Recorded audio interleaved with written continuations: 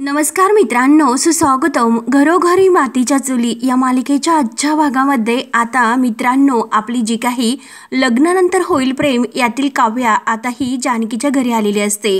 तेव्हा आता काव्य ही खूप रडत असते, कारण तिला आता टेन्शन असतं।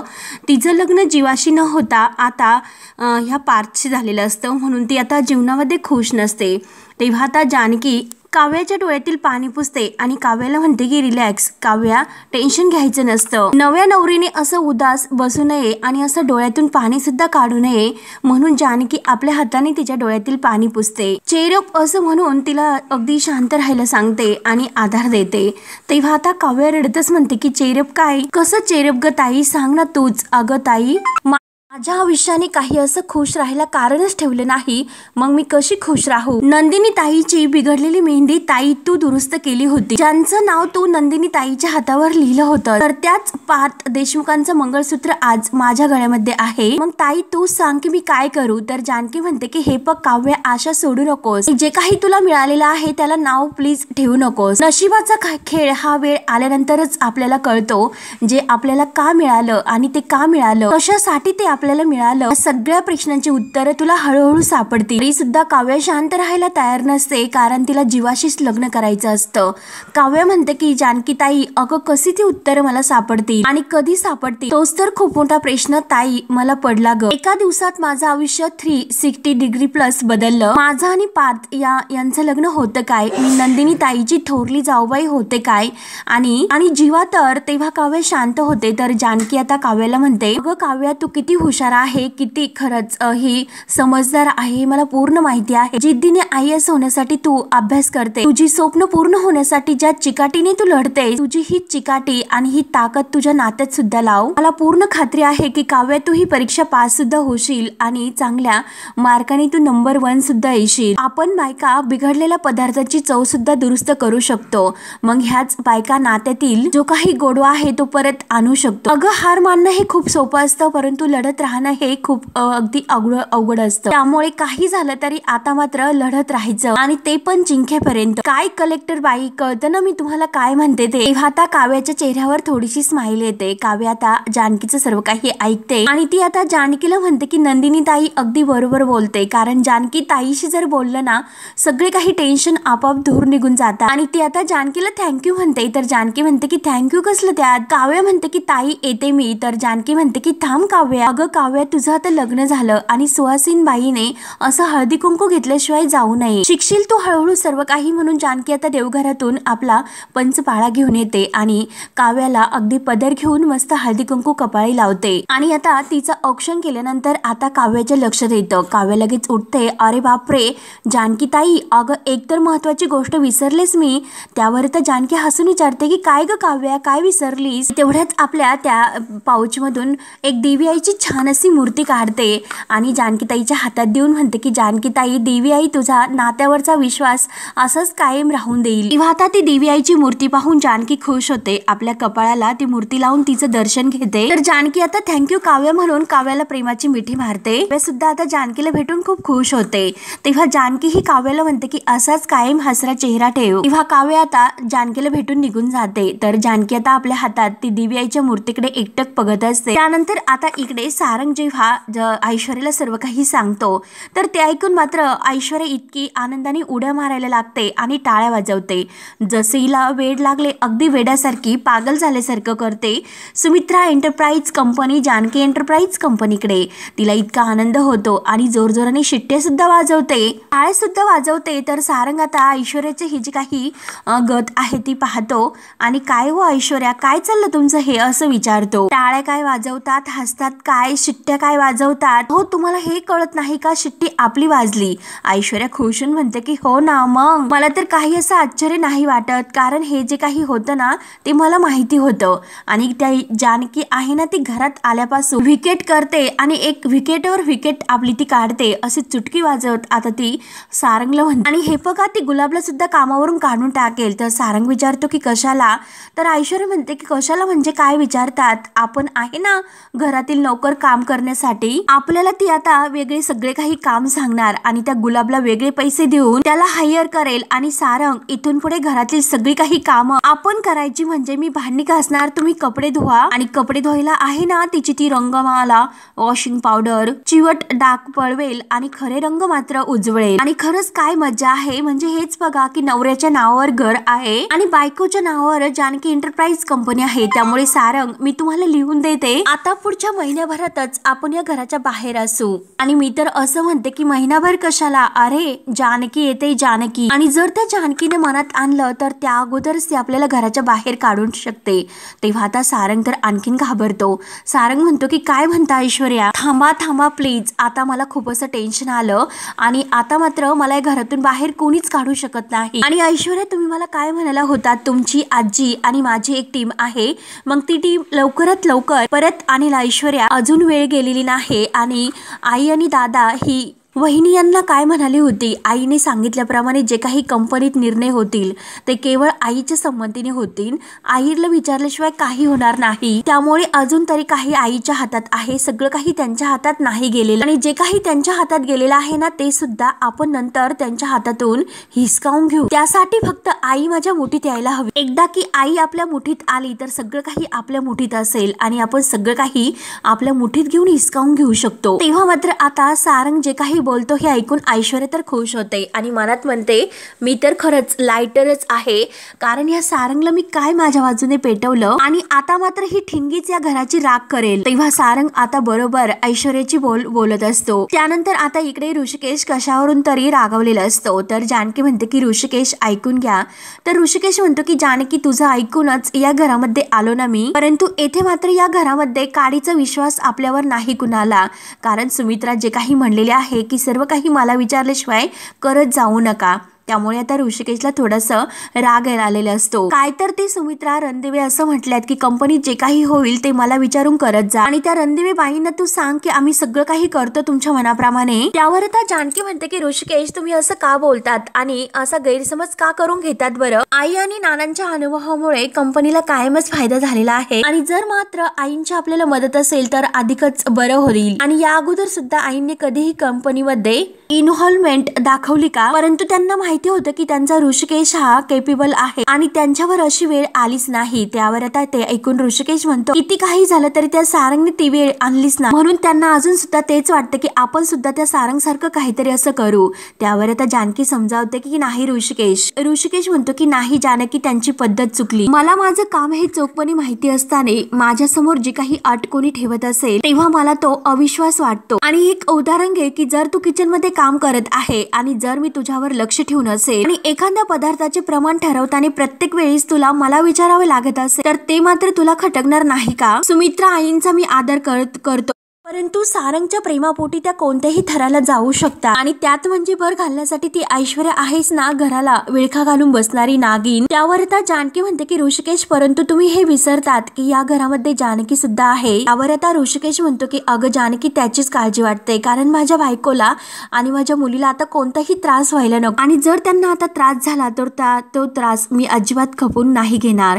त्यावर आता जानकी समजावते की नाही ऋषिकेश, काही असं नाही होणार, तुम्ही अगोदर शांत व्हा बरं, का बसा बरं इथे खाली आणि काय असे चिडचिड करतात बरं. तेव्हा आता ऋषिकेश खाली बसतो तर जानकी आता ऋषिकेशला मस्त आता बोलत असते की काय पाणी घ्या की, म्हणजे गरम डोसकं शांत होईल, घ्या की. तेव्हा आता ऋषिकेशला हसायला येतं आणि जानकी तू पण ना, म्हणून तो आता पाणी घेतो पितो. तर जानकी म्हणते की चला आता आपल्याला ऑफिसला सुद्धा जायचं आहे, उशीर होईल. तेव्हा ऋषिकेश म्हणतो की हो आलोच मी. तेव्हा आता ऋषिकेश थोडासा बाहेर जातो. तेव्हा जानकी म्हणते की ऋषिकेश कायम असेच खुश राहा आणि असे शांत राहा, मी तुम्हाला कायम असेच हळूहळू शांत करत राहील. मला तुम्हाला पहिल्यासारखं बघायचं आहे, आई आणि नातं तुमचं पहिल्यासारखं झालेलं मला बघायचं आहे. हे घर मला पुन्हा आनंदाने बघायचं आहे, तो दिवस मात्र दूर नाही जेव्हा तुम्ही तुमच्या आईंना आई म्हणून पुन्हा हाक मारता. त्यानंतर आता इकडे ऋषिकेश आणि जानकी आपल्या सुमित्रा एंटरप्राइज कंपनीच्या ऑफिस मध्ये येतात. तेथे जे काही तो राहाडा झालेला आहे, जो काही पूर्ण इतकं सामान अस्तव्यस्त पसरलेले आहे आणि धूळ वगैरे सर्व काही अगदी ती रूम बंद असल्यामुळे सर्वत्र पसरलेली असते. तेव्हा आता जानकी आणि ऋषिकेश आत येतात. तेव्हा आता जानकी ऋषिकेशला म्हणते की ऋषिकेश अहो काय हे, अहो आपल्या ऑफिसची अशी अवस्था कधी झाली? तेव्हा आता ऋषिकेश अगदी शांतपणे इकडे तिकडे पाहत असतो आणि तो आपल्या त्या जी काही त्याची ती कॅबिन असते तिथे येतो. जो काही फॅमिली फोटो असतो तो फोटो सुद्धा खाली पडलेला असतो. जानकी तो फोटो उचलते, अरे देवा असं म्हणते. तेव्हा ऋषिकेश सुद्धा आपली जी चेअर आहे त्याकडे पाहतो आणि त्याला मात्र त्याने अगदी आग्रहाने सारंगला त्या चेअरवर जेव्हा बसण्यासाठी सांगितले होते ते क्षण आता त्याच्या डोळ्यासमोर येतात आणि त्याने सारंगला हाताला धरून त्या खुर्चीवर बसवलेलं असतं आणि आजपासून मात्र तू येथेच बसायचं. हे सर्व काही आठवून ऋषिकेश जानकीला म्हणतो की बघितलंस का आपलं ऑफिस कसं धूळ खात पडलं. तेव्हा आता जानकी म्हणते की ऋषिकेश अहो सगळी काही धूळ आता लवकरच साफ होईल, आपलं ऑफिस सुद्धा पूर्वीसारखं होईल आणि तुमचा रुबाब सारखा पूर्वीसारखा होईल आणि तुमचा पूर्वीचा स्टाफ सुद्धा हा परत येईल. त्यावर आता ऋषिकेश विचारतो की म्हणजे काय जानकी. तेव्हा जानकी आता लगेच हसून थोडीशी बाहेर येते आणि मिस्टर देशमुख यांना आवाज देते तर देशमुखांबरोबर आता सर्व काही स्टाफ तेथे हजर असतो. तेव्हा आता ऋषिकेश त्यांना सर्वांना पाहून खूप खुश होतो आणि ते सुद्धा आता सर्व स्टाफ हे ऋषिकेशला बघून खूप खुश होतात. तेव्हा ऋषिकेश विचारतो की काय देशमुख अमित तुम्ही सर्वजण कसे आहात. तेव्हा आता जे काही देशमुख आहे तर ते ऋषिकेशला खुश होऊन सांगतात की साहेब आता आम्ही बरं आहोत. तुम्ही गेलात आणि आपल्या कंपनीची रायच गेली. तुम्ही गेलात आणि तुमच्या मागोमाग आम्ही सगळे काही गेलो. तेव्हा आता शिपाई सुद्धा म्हणतात की हो तुम्ही आले ना मग आता आम्ही सगळेजण परत येणार आणि येथे कामाला लागणार. देशमुख म्हणतात की हो आमचे दादा आणि वहिनी परत आलात त्यामुळे आम्हाला पूर्ण खात्री आहे आपली कंपनी ही अगोदरची सारखी सॉलिड चालणार. तेव्हा आता ऋषिकेश म्हणतो की चालणार नाही नक्की चालणार आणि बरं झालं तुम्ही सगळेजण येथे आलात. तेव्हा आता देशमुख म्हणतात की अहो जे काही झाले ते केवळ जानकी वहिनीमुळे शक्य झालं, त्यांनीच आम्हाला इथे बोलावून घेतले होते. त्यावर आता ऋषिकेश खुश होऊन विचारतो की मग आता कधीपासून सुरुवात करायची. त्यावर आता जानकी म्हणते की हो आत्तापासून आणि ते म्हणतात ना काम की सुरुवात देर किस बात की. त्यावरती आता ऋषिकेश म्हणतो की देशमुख आता जे काही हे आपलं ऑफिस आहे ना ते मला पहिल्यासारखं हवं आहे. तेव्हा आता देशमुख तर खुश हो हो म्हणतात. त्यावरती आता जानकी देशमुखांना म्हणते की हो डेकोरेशनचं सर्व काही व्यवस्थित बघा, आपल्याला उद्घाटनाची तयारी करायलाच हवी. तेव्हा आता ऋषिकेश हसून विचारतो की उद्घाटन. तर जानकी म्हणते की हो अहो ऋषिकेश आज मात्र मुहूर्त चांगला आहे, आपण आपल्या कंपनीचा नव्याने शुभारंभ करूया, त्यामुळे चला मग लागूयात कामाला. तेव्हा आता सर्व स्टाफ जानकीच्या मदतीला असतो आणि सर्वजण आता एकत्र कामाला लागतात. त्यानंतर आता इकडे सुमित्रा ही एकटीच हॉलमध्ये बसलेली असते आणि तेवढ्यात दरवाजाची बेल वाजते तर सुमित्रा दरवाजा उघडते आणि सयाजीराव लगेच आत येतो आणि सुमित्राला म्हणतो की नमस्कार वहिनी. परंतु सुमित्राच्या चेहऱ्यावर मात्र राग असतो आणि तिला सयाजीरावांचं ते रूप आता माहिती झालेलं असतं. तेव्हा ती आता त्यांच्याकडे न बघता खाली मान घालून म्हणते ते पण रागाने नमस्कार आणि विचारते की काय काम आहे आणि तेवढ्याच सारंग खाली येतो. तर सायजी म्हणत असतो की काय काम आहे म्हणजे अहो पोरीची तब्येत बरी नाही असं कळलं म्हणून भेटायला आलो होतो, मग आम्ही भेटायला सुद्धा येऊ शकत नाही का. आणि लगेच तो आतमध्ये येतो आणि सारंगला विचारतो की ओ सारंगराव कशी आहे आमची आयशू, तिची तब्येत बरी तर आहे ना. तेव्हा आता सारंग म्हणतो की डॅडा त्या वर आहेत, त्यांची कंबर दुखते, जरा रिलॅक्स होतात. तेव्हा आता सयाजी म्हणतो की बरं बरं ठीक आहे मी लगेच भेटून येतो आणि तेव्हा ते आत जायला निघतात. परंतु सुमित्रा रागाने सयाजीला आता जोरात ओरडते थांबा असं म्हणते आणि लगेच स्पष्ट शब्दात म्हणते की तुम्हाला जर मुलीला भेटायचं असेल तर भेटू शकतात, परंतु तिच्या डोक्यामध्ये मात्र भलत्या सोलत्या गोष्टी जर तुम्ही भरवणार असतात तर लगेच निघा, तुमचा रस्ता दरवाजाकडे आहे. त्यावर आता सयाजी म्हणतो की ओ वहिनी काय बोलतात आणि कुणाशी बोलतात, तुम्ही सयाजीशी बोलतात हे तुम्हाला कळते का. तेव्हा सारंग तर लगेच म्हणतो की नाही हो डॅडा तुम्ही रागावू नका असे. तेव्हा आता सुमित्रा सारंगला शांत राहायला खुणावते आणि सयाजीला म्हणते की मी कुणाशी बोलते आणि काय बोलते हे मला चांगलं समजतं, मी त्या माणसाची बोलते की ज्याने माझ्या ह्या साध्या सरळ सारंगचं अगदी बुजगावणं करून टाकलं, मी त्या बापाशी बोलते की ज्याच्या मुलीने या घराची सुख शांती सगळं काही आता बिघडून टाकलं. आणि हे बघा तुम्हाला जर तुमच्या मुलीला भेटायचं असेल तर तुम्ही भेटू शकतात, परंतु जर इकडच्या गोष्टी तिकडे केल्या तर मला ते नाही चालणार, मी ते नाही खपून घेणार आणि मग मी जर तुम्ही असं केलं तर तुमच्या बरोबरच तुमच्या मुलीची सुद्धा या घरातून पाठवणी तुमच्या बरोबर करेल. त्यावर आता साईजी सुद्धा काही कमी नसतो. साईजी म्हणतो की ओ वहिनी माझी सुद्धा पोरगी मला काही जड झालेली नाही, कळले ना तुम्हाला, आणि जर असं असेल तर आत्ताच मी तिला घेऊन जातो, या घरामध्ये राहूनच देत नाही. म्हणून तो आता ऐश्वर्याला आयशू आयशू करत तिच्या रूम मध्ये निघून जातो. तेव्हा मात्र आता ह्या सारंगला तर खूप राग येतो. सारंग लगेच आईला प्रश्न विचारतो की आई अगं तू कुणाशी बोलते आणि काय बोलते? तुला माझा संसार मोडायचा आहे का? त्यावर आता सुमित्रा रागाने म्हणते की अरे तुला फक्त तुझं कळतं आणि तुझ्या त्या बायकोमुळे आपलं हे घर मोडलं त्याचं काय? आणि जाऊन दे, मला तर तुझ्याशी बोलायचंच नाही. तर सारंग म्हणतो की हो तू तर बोलूच नको माझ्याशी. आणि तेवढ्यात आजी बाहेर येते. आता सारंग तरी सुद्धा शांत राहायला तयार नसतो. तो म्हणतो की आता कशाला तू माझ्याशी बोलशील, कारण या घरामध्ये राहायला नवीन माणसं आलेत ना, तसाही मी तुझा लागतो तरी कोण? तेव्हा आता आजी लगेच सारंगला रागाने विचारते की काय रे, अरे आईशी असं बोलतात का? असं बोलतात का? चल तिची माफी माग, अगोदर तू तिची क्षमा माग. तेव्हा मात्र आता सुमित्रा म्हणते की नाही आई, मला कुणाची क्षमा वगैरे नकोय, एकतर मला कुणाशी काही बोलायचंच नाही. म्हणून रागाने सारंगकडे बघत ती आतमध्ये निघून जाते. तेव्हा आता आजी लगेच सारंगवर ओरडते की मूर्ख आहेस का तू? त्यानंतर आता सईजी आतमध्ये येतो आणि ऐश्वर्याला म्हणजे बॅग कुठे आहे, सांग बरं मला तुझी बॅग कुठे आहे? तेव्हा आता ऐश्वर्या पाहतच असते. ऐश्वर्या म्हणते की डॅडा शांत व्हा, अगोदर काय झालं ते सांगा. तेव्हा आता लगेच सयाजी रागाने म्हणतो की शांत व्हा, काय म्हणते? तुझी ती सासू ती मला सयाजीरावाला उलटून बोलते, त्यामुळे तू आत्ताच्या आत्ता बॅग भर आणि आत्ताच्या आत्ता आपल्याला आपल्या घरी निघून जायचं आहे, ताबडतोब आपल्याला जायचं आहे. तर ऐश्वर्या म्हणते की डॅडा, अहो डॅडा शांत व्हा वगैरे अगोदर, अहो मी तर आपल्या घरी एका पायावर यायला तयार आहे. तर सयाजी विचारतो की मग काय प्रॉब्लेम आहे तुला? ऐश्वर्या म्हणते की डॅडा, अहो मी जर तसं केलं तर आपली हार होईल. डॅडा मला हरायचं नाही तर मला हरवायचं आहे, त्यामुळे प्लीज तुम्ही समजून घ्या. त्या म्हातारीला तर मी नंतर नीट करेलच, पण त्या अगोदर त्या जानकीला म्हटलं लाईनीवर आणायचं. अहो ती या घरात आल्यापासून तिला खूप अशी मस्ती आलेली आहे आणि माझ्या हातातून सगळं काही तिने हिसकावून घेतलेलं आहे आणि काही त्या म्हातारीच्या नावावर केलेलं आहे. तेव्हा आता सयाजी म्हणतो की हो हेच ते, कारण आपण तिला हलक्यात घेतलं, ही खूप मोठी चूक केली. तेव्हा आता ऐश्वर्या म्हणते की डॅडा, अहो खेळ अजून संपलेला नाही, आत्ताच जरी ती जिंकली असेल तर पुढचा डाव आपण जिंकू. ती जानकी तर आता तिच्या नावाने कंपनी सुरू करते. तेव्हा आता सयाजी विचारतो की मग तू काय करण्याचं ठरवलं? तर ऐश्वर्या म्हणते की धमाका, अगदी मोठा धमाका. आज मात्र आपण असा डाव खेळायचा आहे की ज्याच्यामुळे त्या जानकीचं तोंड कायमचं बंद होईल. तुम्हाला जे काही मी तुम्हाला सांगते तसेच करा. त्यानंतर आता इकडे सगळं काही आता स्टाफ लोकांनी ऑफिस एकदम डेकोरेशन मस्त केलेलं असतं.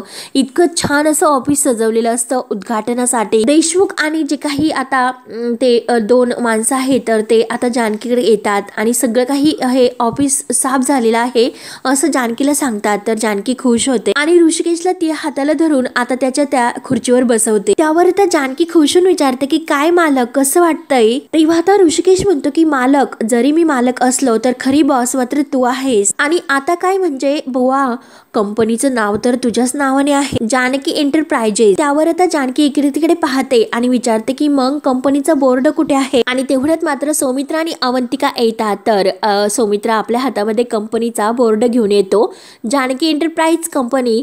तर आता लगेच सर्वांना खूप असा आनंद होतो, सर्वजण टाळ्या वाजवतात. सौमित्रा म्हणतो की कंपनीचा हा बोर्ड आलेला आहे, म्हणून तो सर्व जणांना तो बोर्ड दाखवतो. तेव्हा आता सौमित्र देशमुखांना तो आत ठेवायला सांगतात, कारण आपल्याला पूजा करून तो बोर्ड लावावा लागेल असे म्हणतो. तेव्हा मात्र आता अवंतिका खुशून म्हणते की आता कुठे आपलं ऑफिस सारखं वाटतं.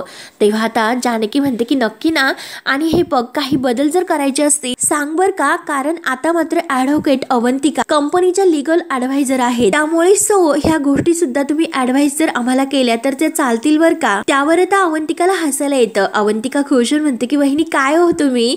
जानकीला सुद्धा खूप हसायला येतं. त्यावर आता सौमित्र म्हणतो की चला बोर्ड सुद्धा आलं, ऑफिस सुद्धा साफ झालं, मग उद्घाटन कधी करायचं? तर अवंतिका विचारते की पण उद्घाटन करणार कोण, दादा की वहिनी? ऋषिकेश म्हणतो की हा काय प्रश्न आहे का, माझी जी काही लक्ष्मी आहे, जी काही आहे ती सगळं माझी जानकी आहे, त्यामुळे उद्घाटन सुद्धा तिच्याच हाताने होईल. त्यावर आता जानकी मनात विचार करते की ऋषिकेशची लक्ष्मी जरीही मी असले परंतु हा मान मात्र माझा नाही. जानकी विचारात पडते. तर ऋषिकेश म्हणतो की काय ग जानकी, आज कसला विचार करते? तेव्हा आता जानकी खुशून म्हणते आज तर इतका आनंदाचा दिवस आहे आणि मी तर काहीतरी गोडाचं आणायला होतं, तर लगेच खरंच मी विसरले, मी आणतेच काहीतरी. तेव्हा लगेच सौमित्र म्हणतो की वहिनी तू थांब, मी आणतो काहीतरी. तेव्हा जानकी म्हणते की नाही मला माझ्या हाताने आणायचं आहे, सौमित्र भाऊजी तुम्ही थांबा. आणि अवंतिका काय हवं आणि काय नको तो इथे लक्ष दे. म्हणून जानकी आता पदर कमरेला खोचते आणि नेमकं तिला आता आईंना आणायला आपल्याला घरी यायचं असतं. त्यानंतर आता इकडे साईजी मात्र रागाने निघलेला असतो आणि सारंग त्याची मनमानी करत असतो. त्यानंतर मात्र आता साईजी तर खूप असा रुसलेला असतो. साईजी म्हणतो की हे बघा सारंगराव, माझ्या मागे मागे येऊ नका, मला तुमचं काही ऐकून घ्यायचं नाही. परंतु सारंग आता हातापाया पडायला सुरुवात करतो. प्लीज सासरी बुवा असं रागू नका, प्लीज माझं ऐकून घ्या. आणि नवरा बघा ना कसा बायकोला म्हणजे समजावून घेत असतो. तो ऋषिकेशकडे लक्ष द्या. ऋषिकेश कसा त्या जानकीला समजावून घेतो. आणि तुम्ही आहात का तुमच्या बायकोच्या खंबीरपणे पाठीशी? नाही ना, मग काय केलं तुम्ही माझ्या ऐश्वर्यासाठी? तेव्हा आता सारंग तर अगदी रडत म्हणतो की डॅडा, अहो माझी खूप इच्छा आहे, पण काय करू, वेळच तशी आली. तर अगदी कंगाल झालो. त्यामुळे डॅडा मी तुमच्यासमोर हात जोडतो, परंतु मला काहीतरी पैशाची मदत करा. आता साईजी म्हणतो की हो, फक्त त्याच्यासाठी मदत मागायला तुम्ही तयारच आहात, दुसरं तरी काय तुम्हाला जमते? आणि काय हो विसरलात का, त्या दिवशी तर खूप मोठा दगड घेऊन माझ्या डोक्यात घालायला तुम्ही तर आला होतात, आणि तोच दगड आता घ्या आणि जाऊन तुम्ही तुमच्या भावाच्या उरावर बसा आणि बघा काय तो तुम्हाला देतो की काय. तेव्हा सारंग म्हणतो की डॅडा, अहो चूक झाली माझी खरंच. आता साईजी काही न ऐकून घेता लगेच गाडीमध्ये बसतो आणि बाजूला हा सारंगरावजी मला जाऊन द्या असं म्हणून आता साईजी निघून जातो. तर सारंग पूर्णपणे आता हातापाया पडून थकलेला असतो. आणि तेवढ्यात मात्र आजी बाहेर आलेली असते आणि आजी हे सर्व पाहते. तेव्हा आता आजी म्हणते की बाई खरंच ही कोणती पद्धत झाली जावयाशी बोलण्याची. हे बघ अरे मी तुला सांगते की तू त्या साईजीच्या नादाला लागू नकोस आणि ऐश्वर्याच्या नादाला सुद्धा लागू नकोस. मी तुला सांगते की तू तर जानकीच्या बाजूने आणि किती काही झालं तरी जानकीला मात्र या घराची काळजी आहे, त्यामुळे तू जानकीचाच विचार कर. तेव्हा आता सारंग म्हणतो की आजी बास कर, अगं किती तू त्या जानकीच्या बाजूने बोलशील, आजी तू किती बदलली ग. तेव्हा आता आजी म्हणते की मी बदलले, अरे तुझी बायको किती बदलली हे मात्र काल तर तू डोळ्यांनी बघितलंस ना. आणि अरे तिने मला नानांच्या खोलीमध्ये कशाला जायला सांगितलं होतं हे तुला माहिती आहे का? आणि मी सुद्धा विंडोक सारखं तिचं ऐकलं आणि लगेच रूम मध्ये गेले. तेव्हा मात्र आता सारंग म्हणतो की आजी तू एकदम बरोबर केलं. अगं त्यांना तर असं वाटलं होतं की जानकी बहिणी नानांना त्या काढ्यामध्ये विष घालून मारून टाकेल, म्हणून त्यांनी तुला बाटली चोरायला पाठवलं होतं. आजी तर तोंडाला हात लाव. आजी म्हणते की काय बोलतोस, अरे मी तर हा विचारच केला नाही. सारंग म्हणतो की हो आजी, त्या जानकी बहिणीला आपली टीम तोडायची आहे, तुझी, ऐश्वर्याची आणि माझी. आणि आजी तुला माझ्यापासून दूर करायचं. बरं आजी तुम्हाला सांग बरं, काही जरी झाले तरी तू माझ्यापासून दूर राहू शकशील का? आणि तेवढ्यात सुमित्रा मात्र या दोघांचं बोलणं ऐकते. तेव्हा आजी मात्र आता प्रेमाने सारंगच्या चेहऱ्यावरून हात फिरवते आणि नाही ना असं म्हणते. तेवढ्यात सुमित्रा आवाज देते की सारंग काय रे तू काय भरवतोस आईच्या डोक्यात? तेव्हा सारंग आणि आजी तर लगेच असे भामटे होतात. सारंग म्हणतो की नाही आई तसं विशेष काही नाही, मी आजीला हे सांगत होतो. तर सुमित्रा म्हणते की काही बोलू नकोस, गेले का तुझे सासरे तुझ्या बायकोला घेऊन? तेव्हा आता सारंग म्हणतो की आई तू असं काय बोलतेस, अगं ती फक्त माझी बायको आहेस का, या घरची सून सुद्धा आहे ना, आणि ती मात्र हे घर सोडून कधीच जाणार नाही, हो की नाही आजी? तर आजी आता हो करते. सुमित्रा आता आजीवर रागवते आणि तिला शांत राहायला सांगते, म्हणजे हे बघ ती सुद्धा या घरातील आहे आणि तिला सुद्धा या घराची काळजी आहे. आणि तेव्हा लगेच आता सुमित्रा म्हणते की अगं आई काय बोलतेस तू, हे तू परत यांच्या बाजूची झाली का? आणि नाही मी तुला बजावूनच ठेवते, जर तू त्या सारंगचा ऐश्वर्याचा ऐकून घरात काही केलंस मी स्वतः तुझी बॅग भरेल आणि तुला कोकणामध्ये पाठवून देईल. तेव्हा मात्र आजी घाबरते आणि नको असं सुमित्राला करते. तेवढ्यात जानकी येते.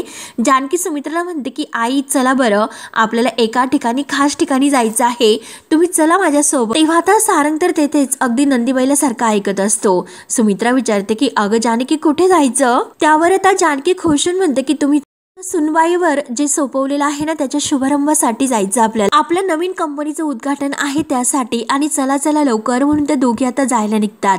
तेव्हा आजी आणि सारंग तर लगेच एकमेकांकडे पाहत. त्यानंतर आता इकडे जे काही सायाजी गाडीमध्ये बसलेला असतो आणि कोणता तरी संपत नावाचा व्यक्ती त्याला भेटायला येतो. तेव्हा आता सायाजी त्याला म्हणतो की आज मात्र त्या जानकीच्या कंपनीचं उद्घाटन आहे. तेव्हा तो विचारतो की कोणती कंपनी? तेव्हा आता सायाजी म्हणतो की जानकी एंटरप्राइजेस, आणि आजचं जे काही उद्घाटन आहे ते जंगी करायचं, कायम तिच्या लक्षात राहायला हवं. तेव्हा आता संपत विचारतो की पण करायचं काय? तेव्हा आता साहेबजी म्हणतो की आग लावायची. तर आता संपत घाबरतो आणि साहेब हे जरा जास्त होणार नाही का असं म्हणतो. आणि यात म्हणजे आपण पकडलो गेलो तर साहेबजी म्हणतो की अरे वेडा की खोळा तू, आपण असं कसं पकडलं जाऊ, कारण जी काही आग लावायची आहे ती नॅचरल दिसायला हवी, ते शॉर्ट सर्किट जे काही म्हणतात ना अगदी ते तसे वाटायला हवं. जानकी एंटरप्राइज कंपनी जळून खाक व्हायला हवी. तेव्हा मात्र आता संपत खाली उतरतो आणि तयार तयार होतो. त्यानंतर आता इकडे अवंतिका जानकी एंटरप्राइज कंपनीचा बोर्ड सुमित्रा एंटरप्राइज कंपनीच्या जागी त्या बोर्डाच्या जागी लावते. तर सौमित्राला विचारते की कसे, तेव्हा सौमित्र तिला व्यवस्थित सांगत असतो आणि थोडंसं क्रॉस वाटतंय असं तो परत अवंतिकाला म्हणतो. तेव्हा मात्र आता अवंतिका हसून सौमित्र जवळ येते आणि विचारते की काय रे, क्रॉस वाटतं का? तेव्हा आता सौमित्र हसतो आणि आता सरळ आहे असं म्हणतो. दोघांच्या चेष्टा सुरू असते आणि तो अवंतिकाला मिठीत घेऊन म्हणतो, खरंच जानकी एंटरप्राइज कंपनी म्हणून ते बोर्ड पाहून ते खुश होतात. परंतु जानकी वहिनी अजून का आली नसेल तेवढ्यात ऋषिकेश सुद्धा आत येतो आणि खरंच जानकी कुठे गेली असेल, ती तर ऐन वेळेस निघून गेली आणि नेमकं ती दरवेळेस असाच गोंधळ करून ठेवते. मी तिला फोन करतो आणि तिने जर उचललं नाही ना, तेवढ्यात जानकीचाच कॉल येतो. तर ऋषिकेश म्हणतो की जानकी अगं आहेस तरी कुठे, इथे सगळे काही लोक खोळंबली. तेव्हा आता जानकी खुशून म्हणते की मागे वळून पहा. तर ऋषिकेश मागे वळून पाहतो तर जानकी आलेली असते आणि जानकी सोबत सुमित्रा सुद्धा आता ते ऑफिस अगदी डेकोरेशन सजलेलं पाहून खूप खुश होते आणि आजी सुद्धा आता त्यांच्या सोबत आलेली असते. आजी सुद्धा आता ती पार्टी पाहते. तेव्हा आता ऋषिकेश सुमित्राकडे पाहतो आणि जानकीला विचारतो की मिठाई कुठे आहे, कारण सुमित्राला हे सर्व बघून आनंद होतो आणि आपल्या जानकी ऋषिकेशचं कौतुक सुद्धा वाटतं.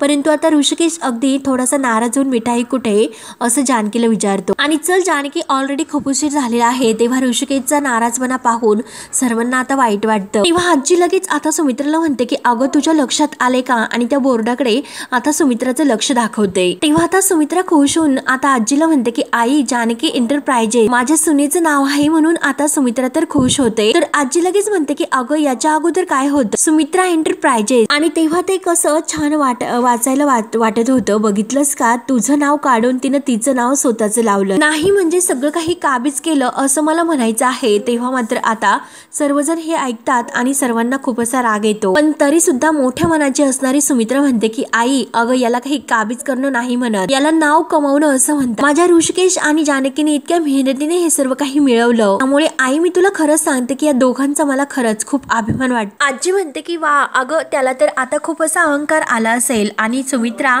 अगं तू खूप अशी भोळी आहे आणि हेच बघ की तुझ्या कंपनीचं नाव सुद्धा त्यांनी हटवलं, त्यामुळे आता तुमची काय गरज आहे. तेव्हा आता लगेच जानकी हे सर्व ऐकते आणि जानकी म्हणते की आई आमची गरज नाही तर आमचा श्वास आहे. आणि लगेच आजी होते की म्हणते की अगं मग तू सुमित्राला नेण्यासाठी का आलीस आणि काय आहे का तुझ्याकडे या प्रश्नाचे उत्तर. तर जानकी म्हणते की या प्रश्नाचं उत्तर तुम्हाला ऋषिकेश स्वतः देते आणि आज जी वेळ आहे तर ती वेळ वाईट आहे, परंतु ज्या दिवशी ती परिस्थिती बदलेल ना त्या दिवशी ऋषिकेश स्वतः त्यांच्या आईचं नाव घेतील, मला पूर्ण खात्री आहे. आणि आजी बदललं फक्त कंपनीचं नाव, आम्ही नाही, पण आजी मला तर असं वाटलं होतं की तुम्ही नक्की बदलले असतील, परंतु नाही, तुम्ही कधीही नाही बदलणार. तेव्हा जानकी म्हणते की चला आई उशीर होतोय, आपण रेबिन कापून घेऊ. तेव्हा आता उद्घाटनची सर्व तयारी होते, सर्वजण तेथे येतात. तर ऋषिकेश ते ताट उचलतो, जानकीला म्हणतो की जानकी आजचं हे उद्घाटन तू तुझ्या हाताने कर. तेव्हा लगेच आजी म्हणते की बघितलंस का सुमित्रे, अगं उद्घाटन सुद्धा तीच करणार आहे, तुला फक्त इथे नावाला बोलाव. तेव्हा आता जानकी म्हणते की नाही आजी, आज ज्यांच्यामुळे आमचं नाव झालं आज मात्र त्यांचा मान आहे. कंपनी जरी ऋषिकेशची असली पण त्यांच्यामुळे ऋषिकेश मोठे झाले, ऋषिकेशला घडवणाऱ्या त्या आमच्या आईच आहेत. जानकीच्या मनाचा मोठेपणा पाहून आता आजीची बोलती बंद होते. जानकी म्हणते की माझ्यासारख्या अनाथ मुलीला मान मिळाला, एक घर मिळालं, नाती मिळाली, केवळ आमच्या आईमुळे. आई आहे तर केवळ सगळं काही सुरळीत आहे. तेव्हा आता जानकीच्या मनाचा मोठेपणा पाहून सुमित्राचे डोळे भरून येतात आणि ते म्हणतात ना, मुलं कितीही मोठी झाली तर आईपेक्षा कधीही ती मोठी होत नाही, त्यामुळे आजचे रेबिन कापण्याचा मान आईंचा आहे. आणि जानकी मोठ्या प्रेमाने आईंच्या हातात ती कापायला रेबिन वगैरे जे काही कापायचे असते ती कात्री देते, पूजेचा मान देते. तेव्हा आता सुमित्रा तिच्या हाताने मोठ्या मानाने रेबिन कापते. सर्वांना खूप असा आनंद होतो आणि सर्वजण आता टाळ्या वाजवतात. जानकी आणि सुमित्रा हे दोघी एकमेकींच्या मिठीत येतात. त्यानंतर आता दोघी खुश असतात. तर इकडे सयाजी संपत कुठे राहिला म्हणून वाट बघत असतो. त्याने काम केलं किंवा नाही केलं याचे विचार आता सयाजीच्या डोक्यात येतात. जे काम सांगितलं होतं ते केलं की नाही. तेव्हा इकडे सायलीला लगेच आता जानकी फोन करते. तेव्हा आता जानकी सायलीला म्हणते की हे बघ सायली, जे काही तू सांगितलं होतं ते सगळं काही मी केलं आणि तू आता कुठे आहेस बरं. तर सायली म्हणते की कोर्टामध्ये. आता सायलीची विचारपूस करून जानकी आता फोन ठेवते आणि आजचा दिवस खरंच शुभारंभाचा आहे. माझ्या आणि ऋषिकेशच्या नव्या कामाला तर सुरुवात झाली, परंतु जिच्या नात्याची आज खऱ्याने सुरुवात होणार आहे तर त्या सायलीला मला आज भेटायलाच हवं. म्हणून जानकी आता सायलीला भेटायला जायचं ठरवते. माझा आनंद मी तिच्यासोबत वाटून घेतला पाहिजे आणि ठरलं तर मग मी सायलीला आता भेटते. म्हणून जानकी आता सायलीला भेटायला जाते. तेव्हा मित्रांनो आता पुढे काय काय होतं हे पाहण्यासाठी आपल्या चॅनलला नक्की सबस्क्राईब करत राहा. धन्यवाद.